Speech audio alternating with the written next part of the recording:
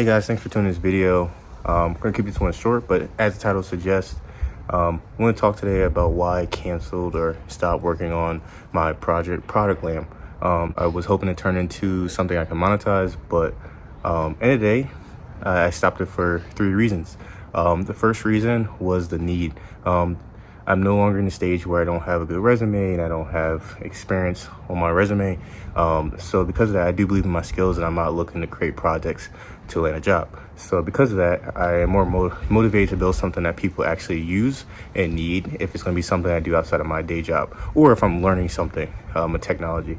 And what it came down to it was I didn't really see the need for the product. I thought I did.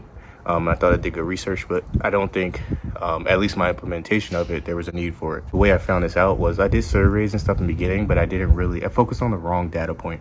So I would ask questions like, do you have a problem with product management related tasks? And would you use a solution that helps you automate 60-80% of that?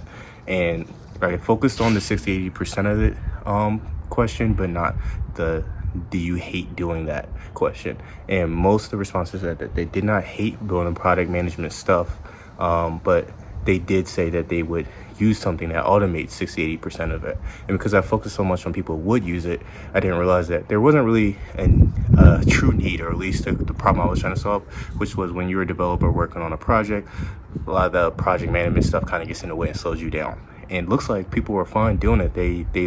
A lot of people said they preferred to do it, but they were open to trying something. And trying versus needing something is two different things, and I think I skipped over that. The second thing I learned is, while AI is awesome, it's an awesome tool, you have to really pick and choose where AI can be most useful. And while I think AI has really improved the product management space, I don't know the way I was trying to do it, where you have these AI QA engineers and sales reps and customer service. I don't know if people really want an AI product manager. And if you do, there's a specific way you want to do it. Now, I think people are curious about this, but I think at least the audience that I was targeting, didn't really want this. They were open to try it, they were curious, but they didn't really want this. Again, they didn't really need this.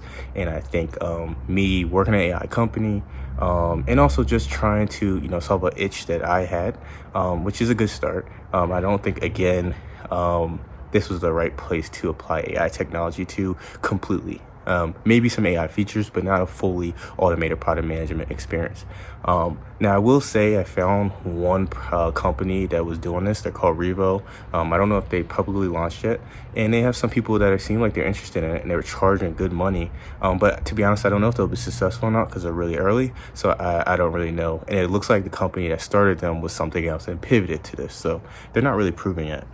The third thing that I learned was when you're building something, you need to do it well. And instead of having all these features, you really need to figure out the core features that your customers are going to really care about and focus on only those.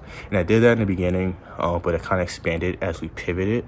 We went from more of like a project management tool to like a full out agent. And in that transition, we kept a lot of fluff from before instead of removing a lot of stuff. And I think it really cluttered things and confused a lot of people. And they were kind of curious what it was. I got that question a lot. What is this? What is the purpose of this? And how do I use this? And while I tried to at the end do documentation, simple things down, I think we're in the right direction. I still think that it was really a lot of clutter and it was really loud application, and I didn't do a good job of keeping it simple. A bonus one that I would say is when it came to co-founders, I actually did get a co-founder. And he was awesome dude. We're still friends. But I think where we were, I didn't really vet where we were and really find somebody that really cares about that space. To be fair, I didn't care about the product management space too much. I was trying to solve a problem I had. But my co-founder is really from a sales background and software sales. So I went a general approach. But I really went for somebody to do the things that I didn't want to do instead of really solving the problem I needed, which was probably another engineer or somebody who was in the product management space for expertise, or somebody that's used to product, like product development, and knows how to do UX and design, thinking about customers and research, because I wasn't good at that either. So I don't think it was anything towards my co-founder. I think I just didn't pursue what I really needed. Instead, I pursued what I didn't feel like doing. And I think if you're looking for a co-founder, do not do that. Now, to be fair, I don't think that really caused any issues for the success of the platform, but I think it would have helped if I would have chose wisely. So yeah, that is the reason why I'm stopping ProductLamb. Again, it's a cool project. I still have the code and stuff, but I'm going to discontinue now. I will say, a little Easter egg, I am working on something else, which I'll be doing a video shortly, probably not the next video, but the video afterwards. I am working with a co-founder again, and I'm really excited. I think this is going to be really great. We already got some traction, we already got some betas, I should say, maybe not traction, but actual companies are going to try us out with multiple users. So I'm super excited for this, and I will be sharing more of those details soon. But again, if you're looking to start something, just make sure you do your research, really make sure you plan things out, and make sure you build something really useful that people need. That's my biggest advice, and thank you guys for tuning in for those videos before, and I definitely will keep you guys updated with this next venture.